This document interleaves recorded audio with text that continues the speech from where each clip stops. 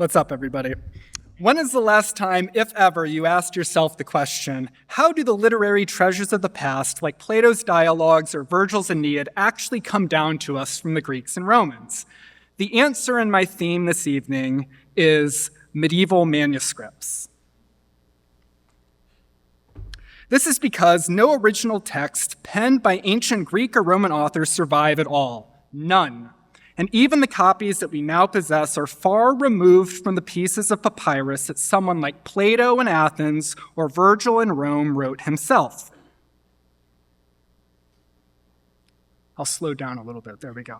You might be thinking of caches of Roman-era papyri like the Dead Sea Scrolls or those from Oxyrhynchus, and rightly so.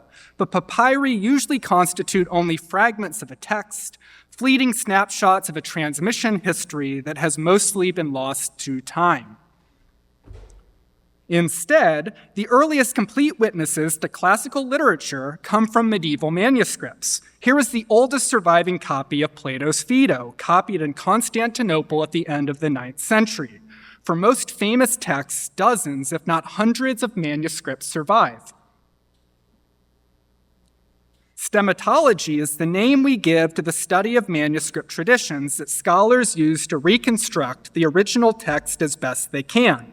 On the right, you see the stemma, or genealogical reconstruction, my postdoc team and I prepared for one text, Priskin's Ars Grammatica. Here's what the process looks like in practice. This is my working edition of a novelistic biography. I used the program Classical Text Editor to record the variants in the tradition from each of the 107 surviving manuscripts, in pink and yellow to the right. And here is how a finished product looks. On the left is a scholarly Oxford edition of Plato's works with information about the manuscripts at the bottom, and from it, modern language translations can be produced for scholars, students, and the general public. In the past 25 years, the publication of medieval manuscripts online has been a watershed moment in the discipline's history. Here you see the National Library of France's catalog of almost 20,000 Latin manuscripts, most of which are just a mouse click away. Never before have the literary treasures of the past been accessible to so many, so quickly, and so easily.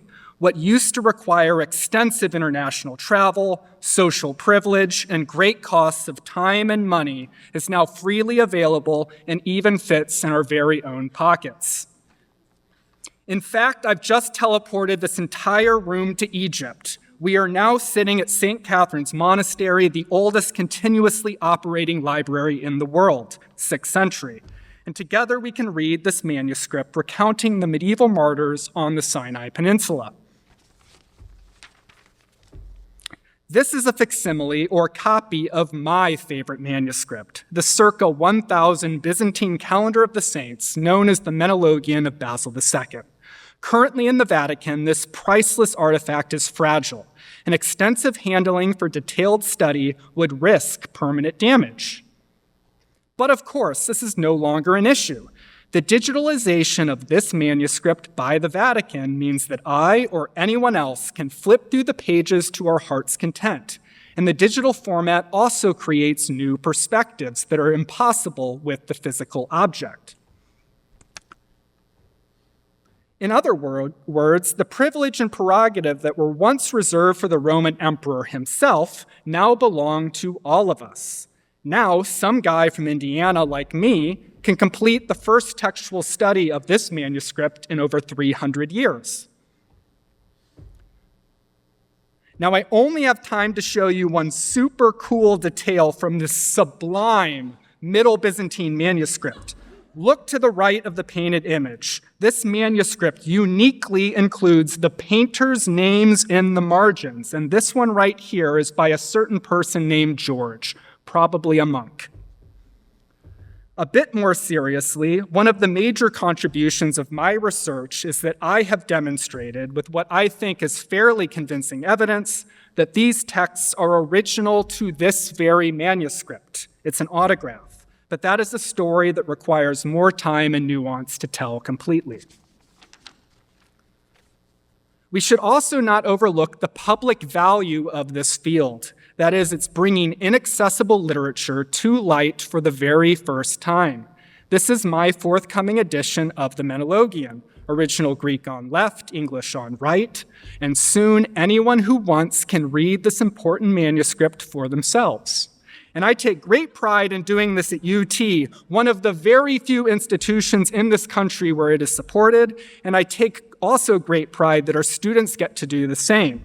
Just the other day, my students read this Carolingian manuscript with ease, and stay tuned for what they accomplish next. Now, I don't make the rules, but my contract stipulates that I cannot let you leave this room without reading a manuscript yourselves. So let's look at this beautiful 13th century illuminated New Testament, probably from Verona, the three temptations of Christ on the left, and follow along with me just in the red.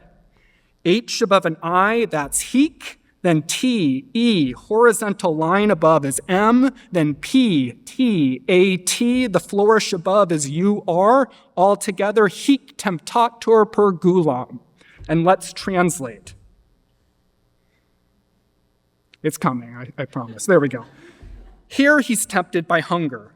One of my roles at UT is to demystify manuscript studies.